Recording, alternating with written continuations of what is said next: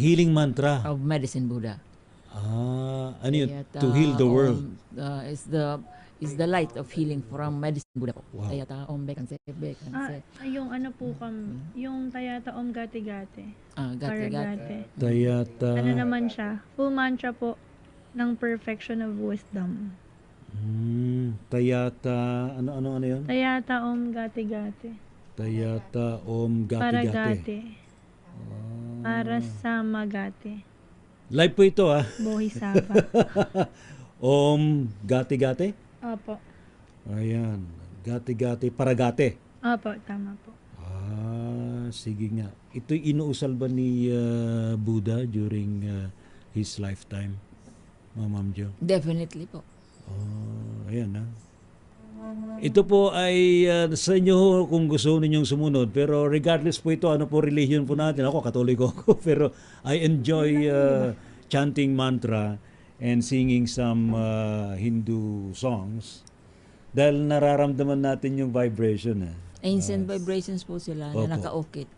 Kapag sumusunod tayo, nakukuha natin yung file ng information niya. Ayan. Alright, Brother Jay, take it away.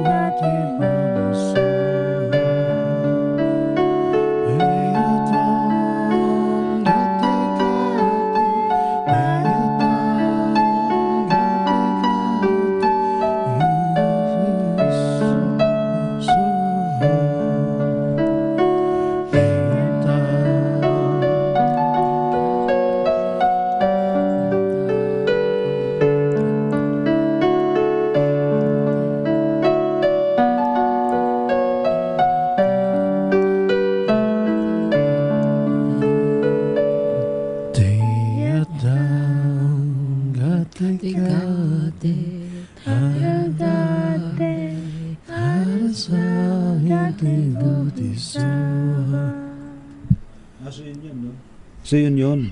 Teyata Om Gati Gate Paragate Parasam Gate Bodhisoha. Ayan. Parang maganda pa yung energy. Actually, kapag nag-chant tayo, lalo na pag dapat bukal sa kalooban and naka-align ka sa cosmos, in return, ang cosmos ang bibigyan ng blessings, Ma'am Jo. Yes po. And may mga mantras po tayo sa tamang panahon at tamang state ng health. Kasi meron po akong isang student na nagmantra siya after recovery from psychic vampire. Yes. And she asked to be one with her God. Habang nagre-recover yung energy niya, tuloy-tuloy ang mantra niya, yung soul niya naman kumalas sa kanya at sumama na doon sa God. Kaya na-surprise yung lahat ng family members kasi hindi na siya nagising. So, ano na yung transformation na yun? Po. Kung ano yung ating hinihiling na liwanag, ay we must understand po kung ano yung vibration nating hinihingi. Pero ma'am, may nagsasuggest.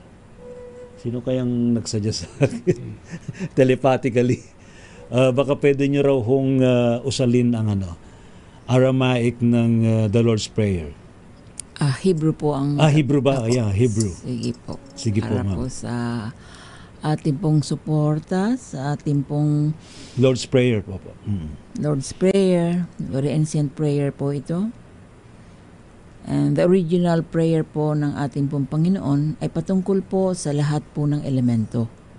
Tinatawagan niya lahat ng elemento na maging balanse at maging bahagi ng liwanag ng kanyang God the Father. Yun po ang original na dasal ng ating Panginoon. At ito po ay kanyang inusal sa mga ancient languages. Tulad po ng Hebrew, Avenu Seba Simayim Yat Kadasenka Tabo Malkuteka Yasirasto Moba Simayim Kain Barets Lek Mokeno Den Lono Ayum Uslak Lono Yatuwitenyo Kiyasasulang Gamanakul Habayno Vialti Hay Lady Nisaya Kimalcheno Min Hara. Ayan, naramdaman po natin ang vibration po ng ancient prayer. Bakit po mas malakas ito sa English version? Dahil po ito'y matagal lang nakaukit sa cosmic field. Kapag ito po ay ating dinadasal, mas may puwersa pong dumadating. Kahit sukatin po natin sa electromagnetic fields, mas mabilis pong umangat ang ating electromagnetic fields kapag ancient prayers or mantras ang ating dinadasal. Ayan. Maraming salamat. Thank you so much, ma'am. Ayan, Ayan. Ma'am Jo. Mainit yung mga tenga natin. Lumaki ang ulo.